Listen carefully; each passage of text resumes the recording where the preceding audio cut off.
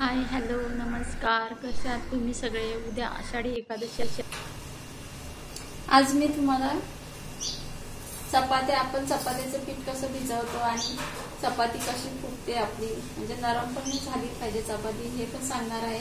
त्यासाठी मी गव्हाचं पीठ घेतलेलं आहे। एक मूठ अशी घेतली ना तर एक चपाती होते। जरा थोडं जास्त घ्यायचं तर एका मुठीमध्ये एक चपाती तर होतेच। गव्हाचं पीठ घेतलेलं आहे मी, त्याच्यामध्ये चवीनुसार मीठ घालायचं आहे।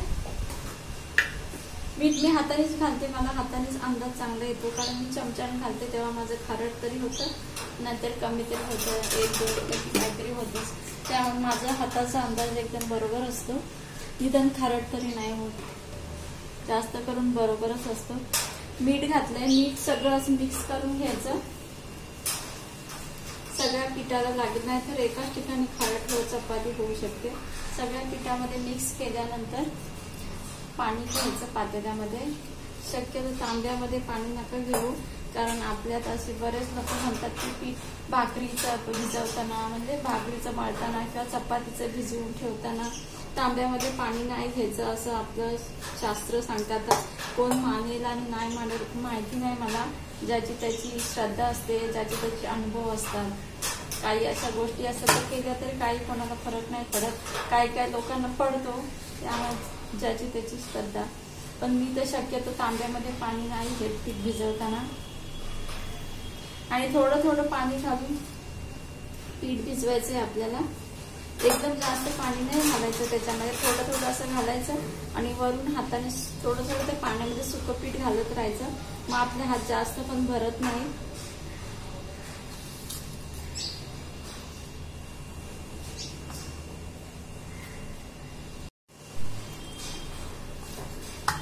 तुम्ही बघू शकता, जास्त घट्ट पण नाही मळायचे आपल्याला आणि जास्त पातळ पण नाही मळायचं। थोडासा पाण्याचा हात घ्यायचा जर लागलं पाणी तर, किंवा थोडंसं सुकं पीठ पण घ्यायचं जर पातळ पीठ झालं तर। आणि चांगलं जो हा आपल्या हाताचा भाग असतो ना, त्याने थोडं असं हे करून चांगलं मळून घ्यायचं। आता थोडंसं माझं जास्त पातळ झालेलं आहे, थोडंसं मी सुकं पीठ घेते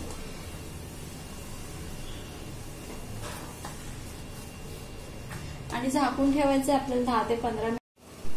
तुम्ही बघू शकता अशा पद्धतीने भिजवून घ्यायचं पीठ, जास्त घट्ट पण नाही बघा, असे पोट तरी गेले पाहिजेत। आता माझ्या पोटानं थोडं काळं काळं दिसतंय, मी पितांबरीने देवाची भांडी घासते, त्यामुळे झाकून ठेवायचंय 10 ते 15 मिनिटं, किंवा 5 मिनिटं मागे पुढे झाले तरी चालतात, तसं काही नाही, होतच चपात्या चांगल्या लाटताना खूप छान लाटतात जर पीठ भिजलेलं असलं तर। शक्यतो तुम्ही काय करा, 15 ते 20 मिनिटांपेक्षा जास्त वेळ झालेला आहे, मला तर वाटतं 20 मिनिटं होऊनच गेलेली आहेत। मी तोपर्यंत इकडे भाजीची तयारी करून घेतली, तुम्ही बघू शकता, हे बघा पीठ चांगलं भिजलेलं आहे। आता याला ना आपण जेव्हा घडीची चपाती किंवा आपण पोळी करतो तेव्हा, म्हणजे एरवीचं पण आपण करतो साध्या चपात्या पटापट, तेव्हा पण असंच करायचं, रोज करतो तेव्हा आपण पिठाचा असा गोळा घ्यायचा। जास्त वेळ झाल्यानंतर थोडं पातळ होतं पीठ, त्यामुळे पातळ पीठ झालं की चपात्या लाटताना प्रॉब्लेम येतो, म्हणजे चिटकतात जास्त,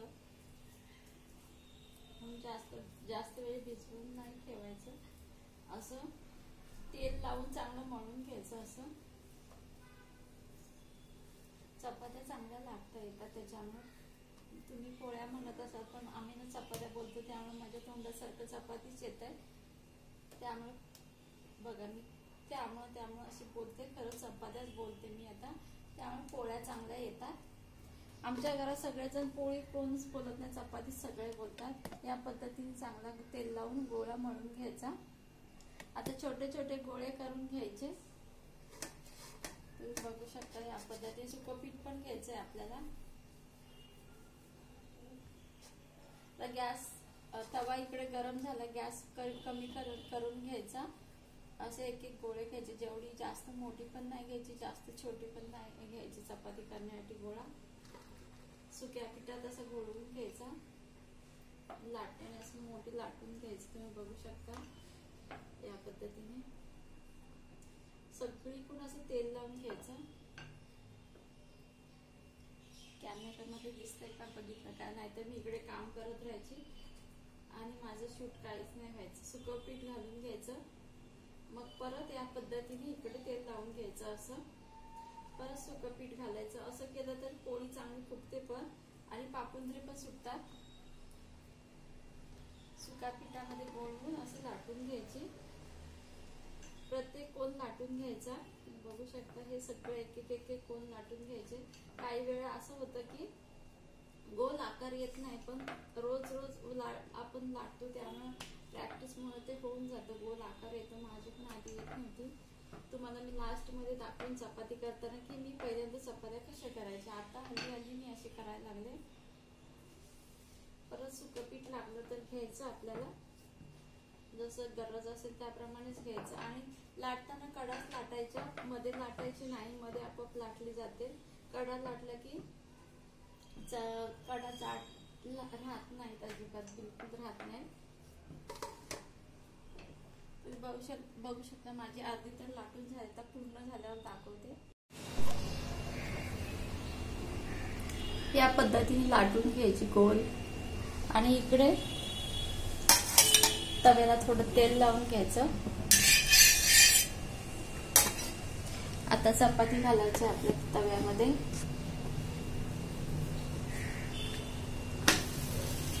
मीडियम गॅस करायचा. माझं मीडियमच आहे. जरी ते बटन जरी दिसलं ना असं मोठं केलेलं, तरी माझा गॅस जास्त मोठा नाही पेटत. मी थोडा मीडियमच ठेवला. टाकीला बटन जे असतं ना तेच मी एकदम फुल गॅस करून नाही ठेवलेला आहे, थोडं अर्धच बटन केलेलं, त्यामुळे माझा गॅस एकदम जास्त फुल नाही पेटत. थोडी अशा पद्धतीने उलटी पालटी करून भाजून घ्यायची. आता गॅस मोठा करायचा आहे आपल्याला. तोपर्यंत दुसरी पोळीचा सुद्धा गोळा तयार करून तुम्ही तेल वगैरे लावून तयार करू शकता. पण तुम्हाला मी दाखवायचं म्हणून मी चपातीच पहिले भाजून घेते. आपल्याला तेल लावून घ्यायचं. आता तुम्हाला जर जास्त तेलाची चपाती आवडत असेल तर तशी पण करू शकता तुम्ही, आणि कमी पाहिजे असेल तर किंवा बिन तेलाची पण खातात काही लोक, तर तशी पण करू शकता. जसं तुम्हाला पाहिजे तसं तुम्ही करू शकता. आपली प्रत्येकाची ज्याची त्याची आवड असते. बघू शकता हे बघा, या पद्धतीने चपाती माझी भाजून झालेली आहे. कलर किती छान आलेला आहे. मी रोज ना असं काय म्हणजे रोज तर नाही मी सांगू शकत, असं उगाच खोटं कशाला सांगायचं. पण जेव्हा जेव्हा माझ्या मनात येतं किंवा कमी तेल असतं ना, मला परत पॅकेट फोडायचं कंटाळा येतं, तेव्हा थोडं तेल असतं तेव्हा मी ऍडजस्ट करते. तेव्हा असं बोटाने तेल लावते चपातींना. जे खरं ते खरं सांगते मी, असं खोटं कोणती गोष्ट सांगत नाही मी, कारण मला स्वतःलाच आवडत नाही तसं सांगायला. तर चपाती आपली भाजून झालेली आहे. गॅस कमी करायचा आणि अशीच काढून या डब्यामध्ये ठेवून द्यायची. दुसरी पोळी पण त्याच पद्धतीने भाजून घेतलेली आहे. तुम्हाला दाखवते. काही लोक असं पण करतात, जास्त करून माझी मावशी असं करायची. अशी चपाती गरम गरम घ्यायची, ती भरपूर भाजायची अशी. बघू शकता हे बघा. आणि अशा पद्धतीने सगळ्या चपाती ती भाजायची, सगळ्या म्हणजे सगळ्या पूर्ण. आता मी एका हातात कॅमेरा पकडलाय, हे बघा. असे सगळे पापुंद्रे यायचे, असे चपाती भाजायची माझी मावशी. बघू शकता हे बघा किती छान. त्या डब्यामध्ये ठेवले. तुम्ही बघू शकता अशा पद्धतीने मी सगळ्या पोळ्या भाजून घेतलेल्या आहेत. आता ही लास्ट नंबरची आहे, ही छोटी होती लास्ट नंबरची आहे, थोडी करपलेली आहे. किती छान आणि मौसूद पोळ्या झालेल्या आहेत. तुम्हाला जर ही घडीची पोळीची रेसिपी जर आवडली असेल तर माझ्या चॅनलला सबस्क्राईब करा, लाईक करा. बाय, काळजी घ्या. आता बटाट्याच्या भाजीसोबत किंवा कोणत्याही रस्स्याच्या भाजीसोबत ही पोळी तुम्ही खाऊ शकता. पोळ्या काही व्हेज नॉनव्हेज कशाबरोबरही आपण खाऊ शकतो, त्याबद्दल काही नसतं की ह्याच्याबरोबरच खाल्ली पाहिजे त्याच्याबरोबरच खाल्ली पाहिजे अशी काही. ज्याच्या बरोबर खाल त्याच्याबरोबर छानच लागते, चविष्टच लागते. पोळी सोबत खायला बटाट्याची भाजी तर पाहिजे, म्हणून मी आज बटाट्याची भाजी करते. त्यासाठी बारीक कांदा चिरून घेतलाय, मिरची, हिरवी मिरची किंवा लाल तिखट थोडंसं कलरसाठी टाकलं तरी चालतं, लसूण आणि कढीपत्ता, कोथिंबीर भरपूर टाकायची, कढीपत्ता पण टाकायचा, खूप छान स्वाद येतो कोथिंबीर जास्त टाकल्यावर. इकडे बटाटे उकडून घेतलेले आहेत, त्याचे सालं काढून बारीक चिरून घेते सुरीने. इकडे ज्या आपण चपात्या तव्यामध्ये भाजतो त्याच तव्यामध्ये ही भाजी करून घ्यायची. त्यासाठी वेगळं भांडं घ्यायची काही गरज नाही, कारण का मी तर तसंच करते. चपात्या जर केल्या ना तर भाकरीसाठी नाही मी करत, भाकरीमुळे ना तवा खूप काळा होतो, त्यामुळे भाकरी केलेल्या याच्यामध्ये नाही शक्यतो करत. चपातीचा तवा स्वच्छ असतो, त्यामुळे चपाती भाजलेल्या तव्यामध्ये मी भाजी करते. आता बटाट्याची भाजी या तव्यामध्ये परतून घेते, त्यासाठी थोडं मी तेल घातलंय. हे बघा, बघू शकता 1.5 चमचाच घातलंय, भाजी थोडीच आहे त्यामुळं. आता सालं काढून चिरून घेते बटाटे. जिरं, मोहरी, लसूण, मिरची, कांदा, कोथिंबीर, कढीपत्ता, हळद घातलेली आहे. गरम मसाला पण घालायचा.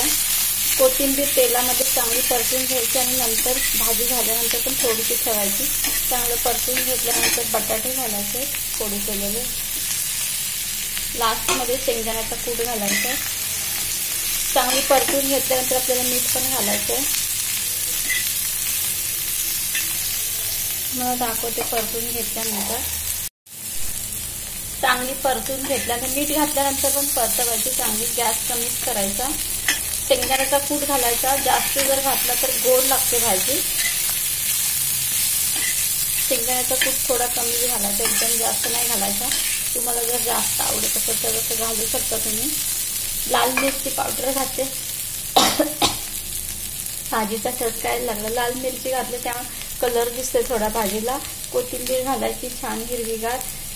गरम गरम पोळीसोबत ही पिवळी बटाट्याची भाजी खूप छान चविष्ट लागते. आता हे परतून झाल्यानंतर गॅस बंद करायचं. भाजी करायला काही जास्त टाइम नाही लागत. भाजी आपली तयार झालेली आहे. कलर बघा किती सुंदर दिसतोय. गॅस बंद केलेला आहे, तुम्ही बघू शकता भाजी तयार झालेली आहे. मिरची पावडर घातली त्यामुळे थोडा मिरची पावडरचा कलर आलेला आहे. पिवळी पिवळी दिसत नाही, तुम्ही बघू शकता. ही भाजी चवीला खूप छान लागते. जर तुम्हाला थोडी चव पाहिजे असेल तर लिंबू पण पिळू शकता. गरम गरम पोळ्यासोबत ही भाजी कसली सुरेख दिसते, अगदी देखणं रूप दिसतंय खरंच.